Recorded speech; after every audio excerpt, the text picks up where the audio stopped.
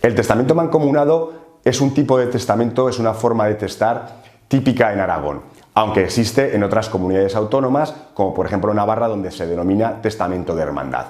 El testamento mancomunado supone un testamento en mano común, es decir, dos personas testan juntas y es producto de una única voluntad.